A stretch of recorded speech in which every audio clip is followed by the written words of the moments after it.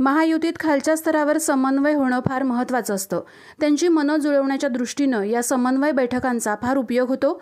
सावंतवाडी विधानसभा मतदारसंघात शिवसेना आणि भाजप मिळून आम्ही 70% आहोत। महायुतीच्या उमेदवाराचा अर्ज हा 19 तारखेला भरला जाईल। ज्यावेळेला 2 उमेदवार इच्छुक असतात त्यावेळी सगळ्यांची मनं राखणं यात वेळ जातो। मात्र एकमतानं ही निवडणूक लढवून जिंकली जाईल अशी प्रतिक्रिया शालेय शिक्षण मंत्री दीपक केसरकर यांनी वेंगुर्ले येथे पत्रकारांशी बोलताना दिली।